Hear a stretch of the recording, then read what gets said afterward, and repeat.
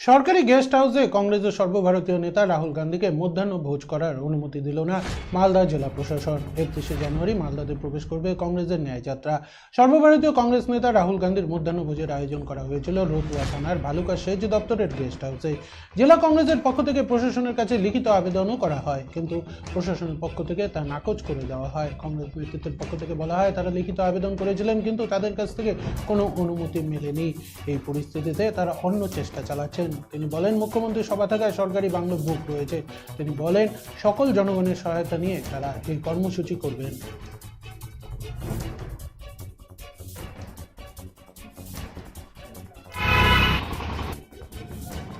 এখনো পর্যন্ত আমরা গেস্ট হাউসের কোনো পারমিশন পাইনি, এটা ঠিক। আমরা আমাদের সর্বভারতীয় নেতা রাহুল গান্ধীর যে লাঞ্চের ব্যবস্থা ছিল সেটা হচ্ছে ভালুকা ডাকবাংলো। আমরা যথারীতি আবেদনও করেছিলাম। আবেদনের ভিত্তিতে আমরা বারবার চেষ্টা করেছি ইরিগেশন মহানন্দা এনভায়রনমেন্টের, এমনকি সেক্রেটারির সঙ্গে কথা হয়েছিল। সেক্রেটারি সাহেব বলেছেন একটাই কথা, যে আমরা পরে জানাচ্ছি। এখনও পর্যন্ত জানাইনি। আমরা জানি না কেন আমরা এই গেস্ট হাউসটা পাচ্ছি না। এরকম একটা দোদুল্যমান অবস্থায় তার বিকল্পও আমরা দেখছি, যাতে আমরা আমাদের যে কর্মসূচি সেই কর্মসূচি সফল করা যায়। কেন দিচ্ছে না দাদা, কি মনে হচ্ছে? এখন তো আমাদের মনে হচ্ছে যে একটা ভীতি বা আতঙ্ক আধিকারিকদের মধ্যে কাজ করছে।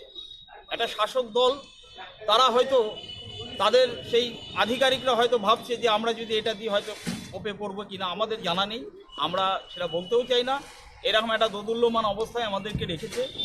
আমরা সরকারি গেস্ট হাউস যেগুলো সেগুলোর জন্য আবেদন করেছিলাম। আমরা তৃণমূল কংগ্রেস নেতা দুলাল সরকার বলেন, রাজ্যে মাধ্যমিক পরীক্ষা রয়েছে ফেব্রুয়ারিতে। ফলে সরকারের পক্ষ থেকে যে সমস্ত মেলা করা হয় জানুয়ারি মাসেই করা হয়। ফলে বিভিন্ন দপ্তরের আধিকারিকদের জন্য আগে থেকেই বিভিন্ন গেস্ট হাউসগুলি বুক রয়েছে। ফলে রাহুল গান্ধীর জন্য গেস্ট হাউস পাওয়া যায়নি। বিশেষ করে মালদা জেলার কংগ্রেসি নেতৃত্বদের অভিযোগ করা ছাড়া আর কোনো উপায় নেই, কারণ তারা সারা বছর ঘুমিয়ে থাকে। ভোট আসলে তারা জেগে ওঠে। আমরা সাংসদ নির্বাচনে তারা প্রতিবার নির্বাচিত হলেও আর 5 বছর মানুষের সাথে যোগাযোগ করে না। আপনারা জানেন, আগামী ফেব্রুয়ারি মাসে উচ্চ মাধ্যমিক পরীক্ষার জন্য রাজ্য সরকার মানুষের বিভিন্ন প্রকল্পের যে মেলাগুলো করে, তা জানুয়ারি মাস ধরেই সেই মেলাগুলো হচ্ছে। এবং এই কারণেই সেই সব দপ্তরের আধিকারিক থেকে শুরু করে মন্ত্রীরা জেলার বিভিন্ন প্রান্তে তারা বিভিন্ন মেলা উপস্থিত থাকে বলে রাজ্য সরকারের বিভিন্ন গেস্ট হাউসগুলো ইতিমধ্যেই সরকার বুক করে রেখেছেন মন্ত্রী বা আধিকারিকের জন্য। হঠাৎ করে আজকে রাহুল গান্ধী আসবে বলে ঘুম ভেঙেছে কংগ্রেসের, আর বলবে গেস্ট হাউস আমাকে দাও।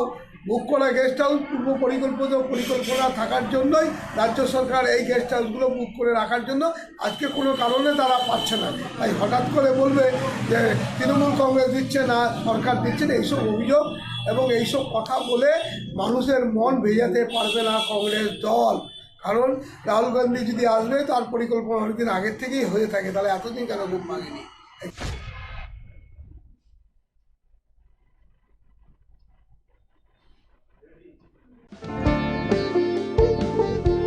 এই সময় আনন্দের মুহূর্ত,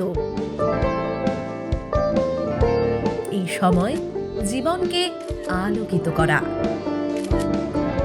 এই উৎসব আসল হাতের জাদুতে।